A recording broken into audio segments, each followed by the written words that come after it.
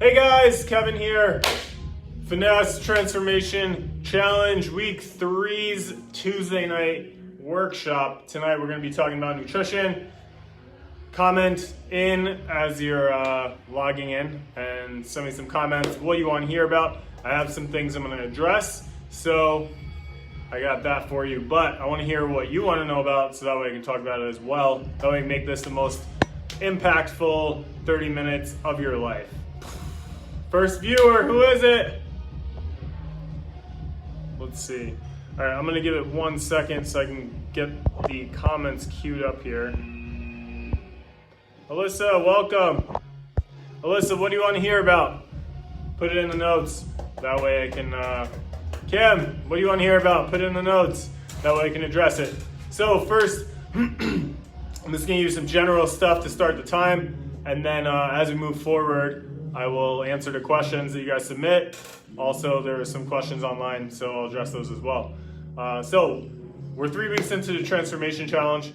I'm sure you've learned a lot of things, or at least realized things that you kind of knew before, but you forgot about. I mean, it happens to me, so I'm expecting it happens to you guys as well. So number one is, nutrition is the key to your success with the Transformation Challenge and your success in general. Exercise is huge, but nutrition is number one. Everyone's heard abs are made in a kitchen. Absolutely true. You can't out-train a poor diet. I'm sure you've heard that before. There's 1,000 infographics and different memes and stuff on Instagram, so you know the deal. Your coach made you a nutrition plan designed for your goals, designed for your body, designed for your activity level, designed for you all around holistic. So obviously you want to stick to that. But there is some wiggle room there. No one on this call, me, oh, congrats, Carissa.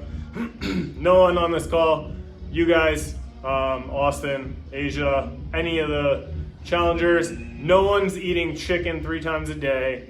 No one's eating broccoli and white rice, and that's it. No one's doing that for 6 weeks. If you are, I don't believe you, you're a liar. You probably had cake or something too, and you're lying about it. Anyways, nice work, Heidi. So the first thing I want to talk about is just variety in your meal plan. So everybody's meal plan is slightly different, or in some cases vastly different, and that's totally okay. The plans are built for you on an individual level, but you got to be maximizing your protein intake, because if you don't get enough protein, your body's not going to be satiated, which means you're going to be hungry. Raise your hand if you've ever had a donut and it turned into a box of donuts. All right, that sugar, it releases these dopamine things in your brain, and then it receives some, and then it gets a hit, and then it's like a drug, and then you need more and more. And I don't have any experience with the drugs, but the sugar I have experience. So when you don't eat protein, you start getting hungry and you become susceptible to eating whatever's in front of you. Thank you, Heidi, for being honest. I know everyone else is just itching to not admit that they have a sugar problem, but so, all right. So when you don't eat enough protein, you're not satiated. If you're not satiated, when you start getting those hunger urges and pains, then you're gonna reach for whatever is convenient, which is usually what's in a shiny wrapper, packaged, or high sugar, low nutrient content, high calorie content, full of sugar, simple carbs, not good for our goals. And then that just snowballs into more and more and more. I use the donut example because I've been eating pretty healthy. I've been a healthy person for quite a long time. I'm 34 now. I play college sports, so my diet wasn't perfect in college, but I was aware of things. And then as I got out of college and started becoming a personal trainer and getting into fitness, I learned more about nutrition because I knew the importance of nutrition to support the activity level and my fitness goals. And that was probably when I was like 23, so maybe let's just say 11 years of experience I have. During that time, I worked a high stress retail management position, and Black Friday in retail is crazy. Well, you don't have time to breathe. All of us have gone Black Friday shopping, or at least seen it on TV. So during that time as a retail manager, I'd run to the back of the store, A, go to the bathroom, B, drink something. Well, someone was nice enough to bring in donuts, and I'm like, well, I gotta eat something, I'm starving, I have no time, I'll just have a donut real quick. So I'd just have a donut real quick, because you can shovel it into your mouth in like 3 seconds and devour it. Well, next time I had to come in the back for something else, guess what? I had another donut and another donut. And the only reason I stopped is because we ran out of donuts. I hate donuts. I don't know how all you Connecticut people live for all these donut places and keep them in business. I mean, I'm from Long Island. We have Dunkin' Donuts. So maybe these designer donuts up here like Neil's are just that much better, but let's digress. So back to the sugar though. You have a little bit of sugar, you eat more sugar and more sugar and more sugar, and it just snowballs. Have you ever noticed when you're eating well, you tend to stay eating well for a while? Whereas if you were eating well and then you got off track, once you get off track, it's so hard to get back on track, because that sugar rush it's just so much easier. Your guard's down, you haven't built up your tolerance to saying no to bad things. It happens with sugar, it happens with alcohol, it happens with all kinds of things. So what you want to do is keep eating right. And the more times you make the right decision, that's increasing your self-trust in trusting yourself to make the right food decisions. And the more times you reinforce that self-trust, the more your body and mind and everything just build confidence and build your self-image around you trusting yourself. So then it's easier and easier and easier to make the right decision.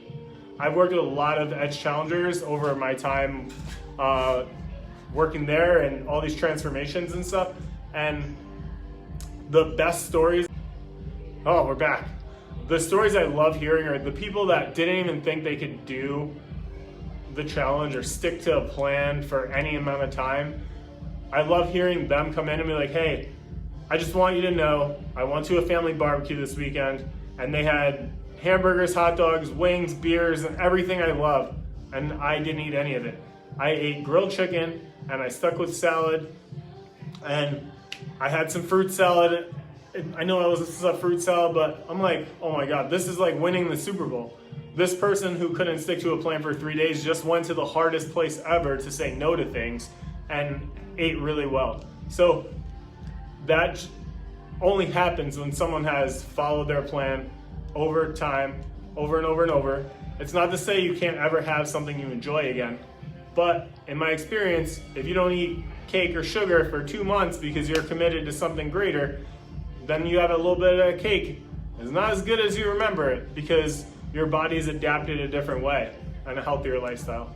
So I know Heidi and Kelly have been, I know their specific situation because I've been talking to them all summer, and they committed on, I think, June 1st to just start eating healthy and really working out. And the two of them have just and Allie too, have just held each other accountable to such a high level, even without any kind of transformation challenge, without a gym, without anything.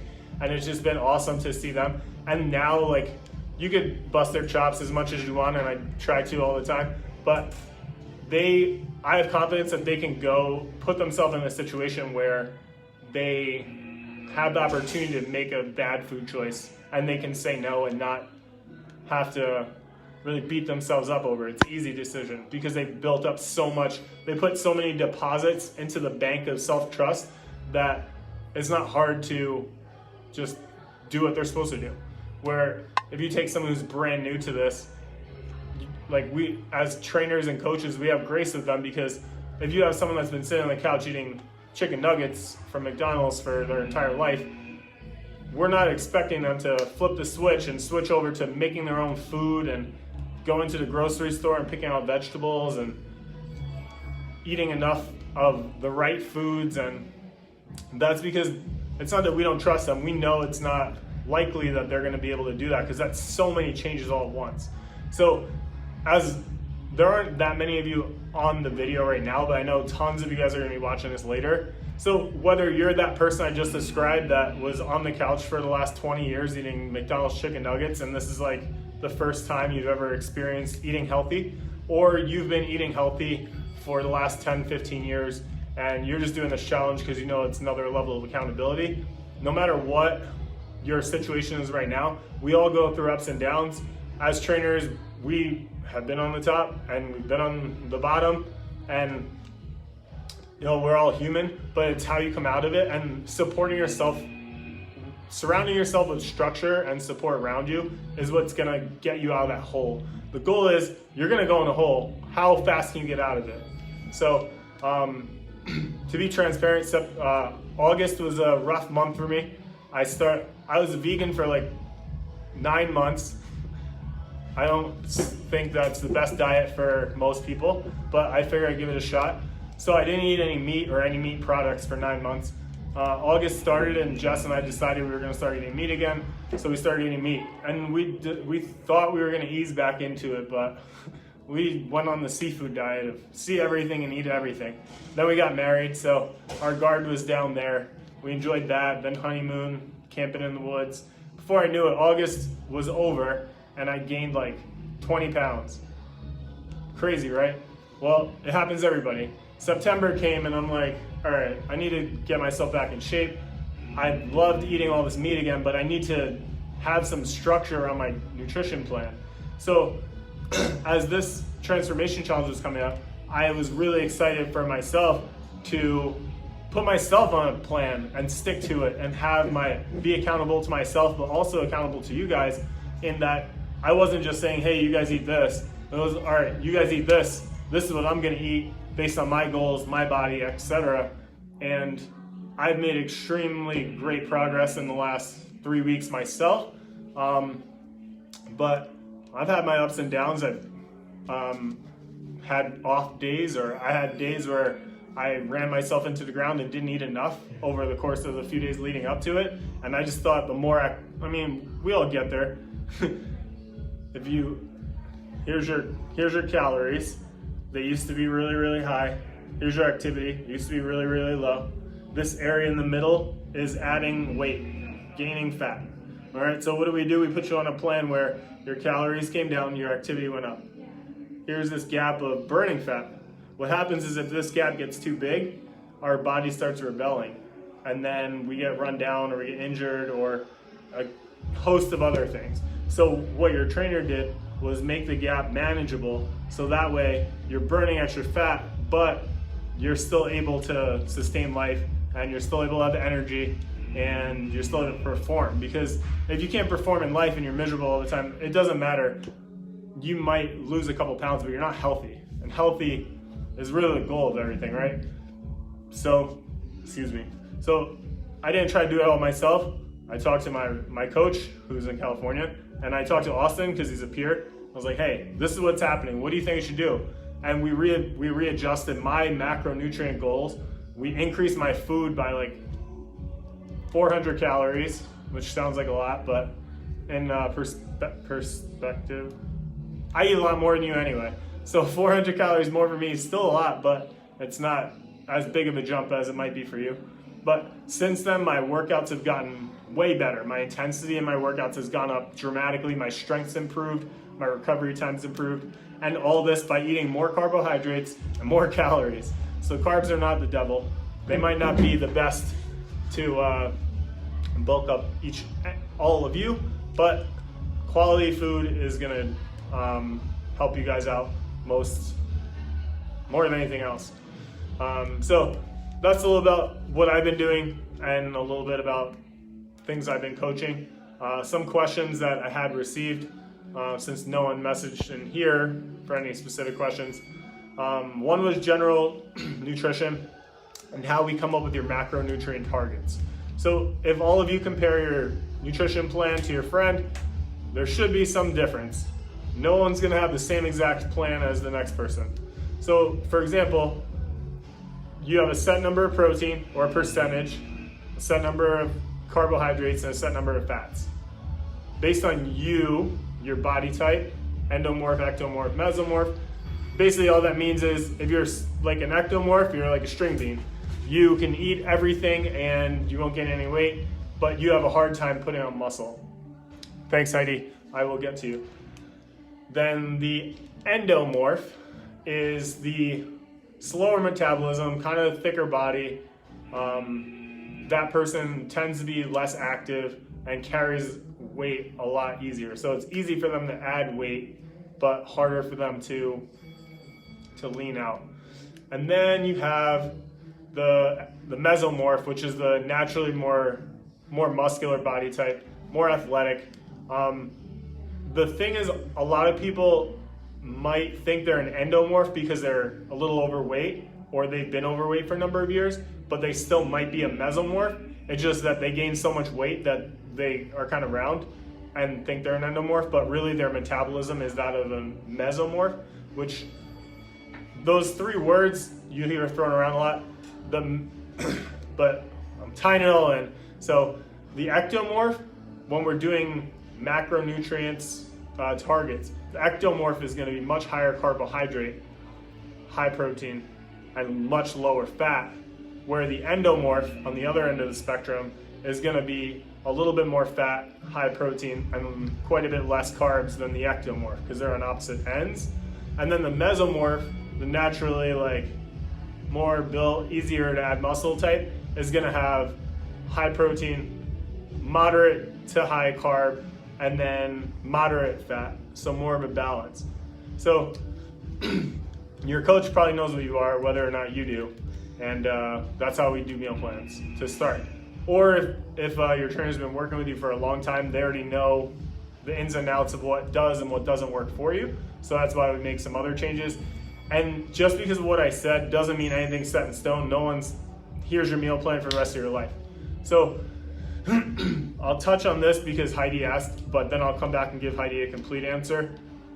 So as we go through, you guys are checking in with your coach every week. So I know for me, I'm pretty sure Austin, we want your check-ins done on Wednesday and Thursday. That way all that information is sent to us, and Friday, the time that we set aside to go through and answer check-ins, we have everything from you. We know your numbers because we can see it logging through all that, the app and everything, but we want to see how you're feeling, what you say you need to, what you're having trouble with, what you need help with, and all that. And then on Friday, we can take what your qualitative answers are with the quantitative answers from the app and then mold them into some answers for where we're going to go for the following week. That way it allows us to tweak your plan and have an idea of what's working, what's not working. In general, if it's working, we're going to stick with it. But if it's not working, we want to tweak it. But that doesn't mean we're always going to change it, because sometimes you need to try something for more than 4 days.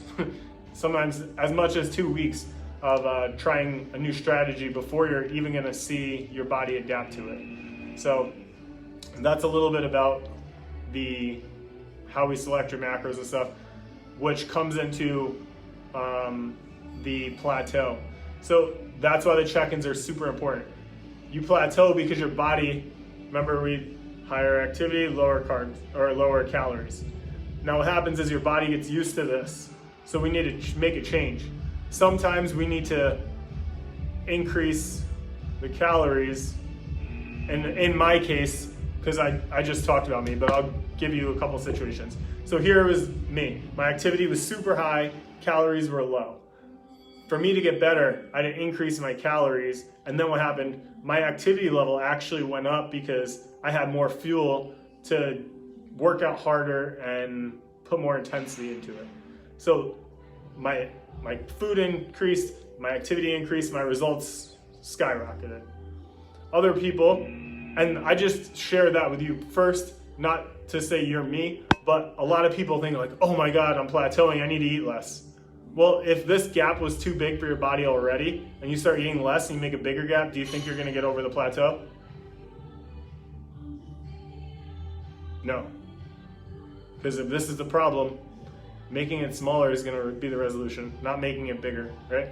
So it does depend on the person, but that's where the quantitative numbers from you food tracking, from your steps and all that in the app help your trainer, and the qualitative, all those answers, the more information you submit in your questions, in your weekly check-ins, the more we have to work on to adjust your plan and give you some guidance to go forward.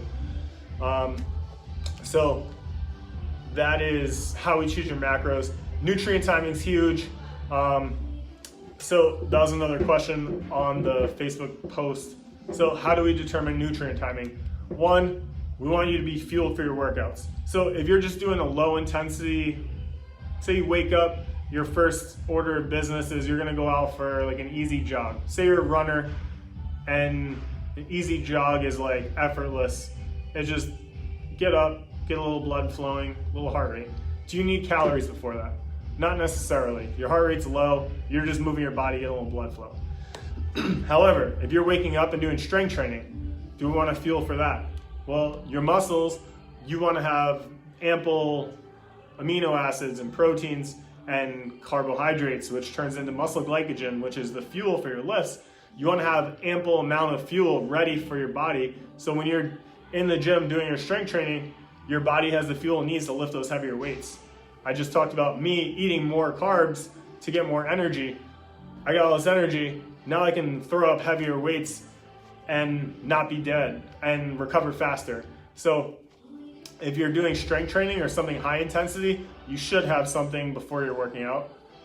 If you're doing something low intensity, it's not as important, but even low intensity, because you're not huffing and puffing, but if you're lifting heavy weights, that's still high intensity weight training, even though your heart rate's not up. So you still want to fuel before that.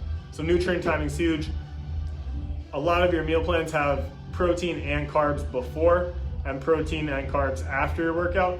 The point of that is the carbohydrates are glycogen, which is your fuel for lifts, and protein is what you need to build muscle. And no one on here, including myself, needs to break down muscle, because muscle increase, more muscle means more metabolism. More muscle, more calorie burning. That's why my resting metabolic rate, meaning how many calories I burn if I stayed in bed all day, is over 2,000 calories, because I have so much muscle mass. Now, if you have no muscle mass, your resting metabolic rate might be like 1,000 calories, and that means you gotta work really hard to burn more calories. Where for me to burn 2,000, I do nothing. But I'm a very active person, so if I don't eat 3,500 to 4,000 calories a day, my body gets tired because it's not getting enough fuel to support my activity level. And if you're like Austin, you're getting 30,000 steps a day, if he doesn't eat enough, same thing, he's gonna get burned out. All right, last question, then we'll get to Heidi's. That was on there. So nutrient timing, bookending your workouts with protein and carbs, whether it's a shake or something. But carbs and protein, I already explained what those mean. Caffeine, if you're running out of energy because you're under eating and overactive, too much activity, filling this gap with caffeine is not gonna fix your problem. All it's gonna do is exacerbate the issue. It's gonna make you more tired, because when you're living off of caffeine, then your body's stimulating all these extra things to get you up and going. Your fight or flight's all highly activated, your sympathetic nervous system's on overload. And then what happens, you get home and you're dead tired, but you can't go to sleep. You lay there in bed, TV's on or it's off, and you're just writhing like, I'm so tired, but I can't sleep. We've all been too tired to sleep. It's weird, I know, but that happens when we're taking all these uppers all day, getting all this caffeine to jack us up, and then we can't settle down at night. Well, we can't take all these downers to pull us down. That's just messing with your adrenal system. So what happens is if you've taken too much caffeine over and over and over and over, you get adrenal fatigue, and then no matter what you do, you can't bounce back. It takes way longer for your body to just recuperate. So, is caffeine bad? Absolutely not. It's an ergogenic agent which increases performance. I say that again. Ergogenic agent that increases performance. Caffeine. So caffeine is not the devil, but just like every other thing in the whole world, too much of a good thing is not good. So caffeine, think about caffeine before your workout, good. Caffeine in the afternoon because you're falling asleep, not terrible, but what else can we do to get your heart rate up a little bit, to get you more alert, to get you through the day?